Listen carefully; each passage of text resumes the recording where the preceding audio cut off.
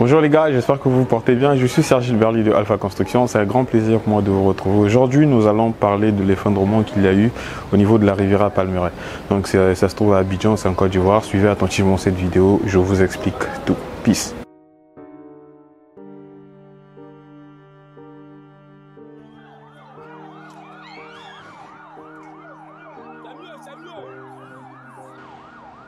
On a entendu les voix. Nous avons été alertés et on nous a signalé provisoirement 18 victimes.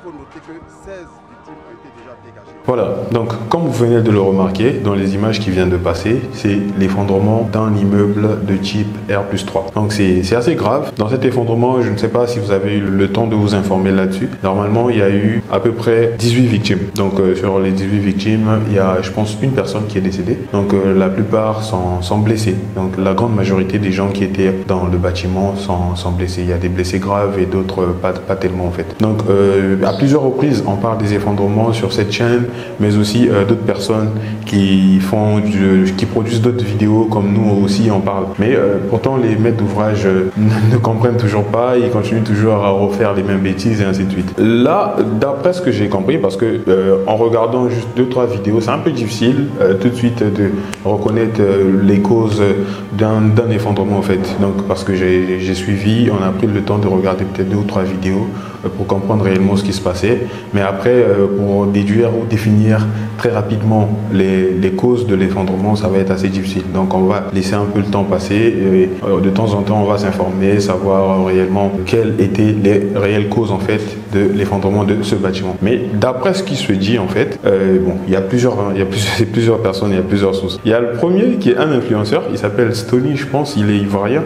Il y a sa vidéo, vous allez suivre sa vidéo tout de suite. Donc suivez attentivement ce qu'il dit. Quand ils construisent des immeubles pour les mettre en location, c'est là que ça tombe. Sinon, eux-mêmes où ils habitent, ça tombe pas beaucoup. La plupart des immeubles qui tombent sont des immeubles qui sont mis en location. Comme vous venez de l'entendre dans la vidéo de Stony, lui, il a un problème avec les propriétaires ou encore avec les maîtres d'ouvrage. Parce que lui, il remarque que les bâtiments dans lesquels les maîtres d'ouvrage ou les propriétaires eux-mêmes habitent ne tombent jamais. Il n'y a jamais d'effondrement sur les bâtiments des propriétaires. Et généralement, les effondrements, on va entendre parler des effondrements que dans les bâtiments où il y a des locataires. Donc, je ne sais pas si ce qu'il dit est réel ou pas. Bon, mais après, moi, je pense qu'il n'a pas tort. Généralement, les gens, ils se disent, bon, puisque c'est un bâtiment que je vais mettre en location, il va appeler un maçon, vite fait, rapidement, fait ceci, fait cela. Les salles de bain, la taille, petite ou grande, c'est pas grave, c'est pas pour moi, c'est juste pour des locataires. Après, c'est des choses qu'on entend aussi, hein, mais quand on fait les études des bâtiments, il y a des maîtres d'ouvrage qui vont te dire, bon, non, mais vas-y, fais, c'est pour les locataires. Bon, là, moi, je parle surtout en termes des dimensions, en fait. Quand on conçoit, en fait, les plans,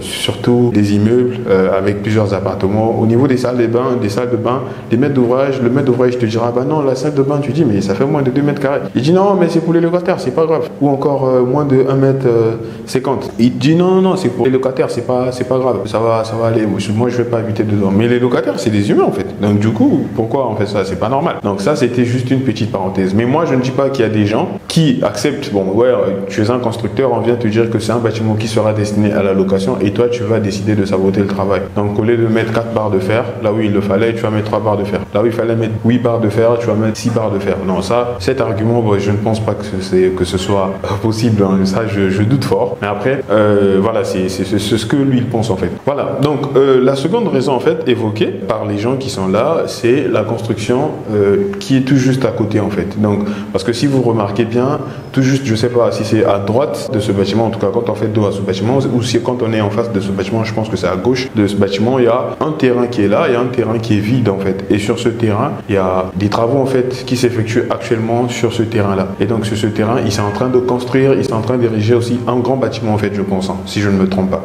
Parce qu'ils ont fait une fouille en pleine masse. La fouille en pleine masse, généralement, comme on a l'habitude de le dire ici, une fouille en pleine masse, c'est la fouille qu'on va faire sur toute la surface du terrain en fait. Donc c'est une très grande fouille en fait. Parce que dans les petits bâtiments, on fait des fouilles en puits. Donc je vais peut-être vous montrer les fouilles en puits, à quoi elles ressemblent. Donc ça c'est pour des petits bâtiments en fait. Mais quand le bâtiment devient très lourd, et surtout si on doit faire une fondation sur... bon, si on doit faire un radier, en fait, quand on doit faire un radier, on est obligé de faire des fouilles en pleine masse. Ou encore, même si on a des semelles à faire, des petites fondations à faire, même s'il s'agit d'un petit bâtiment et qu'il y a plusieurs semelles, donc au lieu de creuser des petits trous sur chaque point du terrain, on se dit, bon, c'est mieux de faire un grand trou directement, donc une grande fouille comme ça, on évacue tout le sable, toute la terre qu'il y a là. Après, on s'installe là, on fait un grand béton de propriété et après on peut réaliser nos fondations. Donc ça aussi, c'est possible aussi de le faire sur des petits bâtiments. Donc il y a cette fouille là qui a été faite et après la réalisation de cette fouille, normalement, eux ils étaient en train de se préparer pour démarrer leur fondation. Le cas de cet immeuble, l'homme qui est venu en tout dernier lieu pour construire son bâtiment, qu'est-ce qu'il fait? Il n'a même pas laissé d'écart de 2 mètres vers le bâtiment que le bâtiment existe. Il allait commencer à creuser jusqu'à il a dépassé la fondation de cet immeuble. Alors, donc, et il a coulé. Donc, paraît-il que c'est au moment où ils étaient en train de se préparer à faire leur fondation qu'ils ont eu à toucher en fait la fondation du voisin. Et après, l'autre souci, c'est que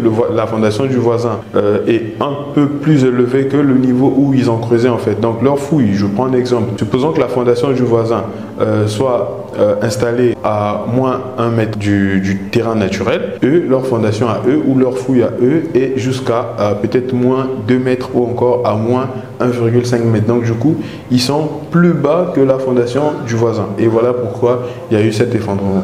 Bon, moi je ne confirme pas parce que j'ai entendu, il y a même eu des autorités en fait ivoiriennes qui ont sorti cet argument.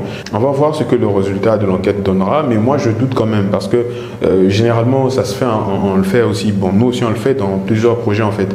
On peut creuser jusqu'au niveau de la fondation du voisin, mais sans pourtant toucher le bâtiment du voisin. Tant que vous ne touchez pas le bâtiment en fait, ça va être un peu difficile que le bâtiment s'effondre comme ça en fait. Ça c'est juste, c'est ce que je suis en train de dire comme ça, ne prenez pas vraiment compte parce que moi je me dis c'est possible ce qu'ils ont dit, mais après vraiment moi je pense qu'ils ont vraiment touché le bâtiment violemment en fait, hein. C'est ce que je pense. Donc peut-être qu'il y a eu un engin qui a dû toucher le bâtiment, ben là peut-être, mais juste parce qu'ils ont creusé à côté, ben c'est possible, mais je doute quand même en fait. Après si le bâtiment devait tomber, moi je pense qu'il allait tomber dans ce sens là, dans ce côté en fait, de ce côté là en fait, parce que le bâtiment il est tombé en lui-même en fait. Donc vous allez remarquer que c'est vraiment le rez-de-chaussée de ce bâtiment a disparu en fait. Et donc au niveau du rez-de-chaussée, c'est là où il y avait la pharmacie Notre-Dame du Refuge, si je ne me trompe pas, c'est ça en fait.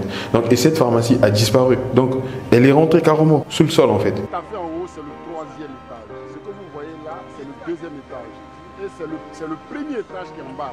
C'est là-bas que nous, c'est de là que nous sommes sortis. Donc ça veut dire que le rez-de-chaussée est carrément en bas. Donc moi je pense que la première raison, la raison qu'ils ont évoquée est peut-être juste. Bon, mais après moi je pense qu'il y a peut-être aussi un problème avec la portance du sol. Peut-être que le sol n'avait pas une bonne portance. Bon, après les gens ils vont dire bah ouais mais on a construit depuis longtemps mais ce n'est jamais tombé, nanani nanana, pourquoi c'est aujourd'hui que c'est tombé? Bah ouais c'est ça qu'on vous dit. Les erreurs avec le bâtiment en fait, le bâtiment il vous sanctionne pas tout de suite en fait. Non, c'est pas comme ça que le bâtiment il fonctionne. Bon, ça peut arriver mais c'est rare en fait que de voir un bâtiment qui tombe tout de suite quoi. On finit de le construire, il tombe tout de suite. C'est rare. Surtout les bâtiments en béton armé. Encore en construction métallique, ouais ça arrive.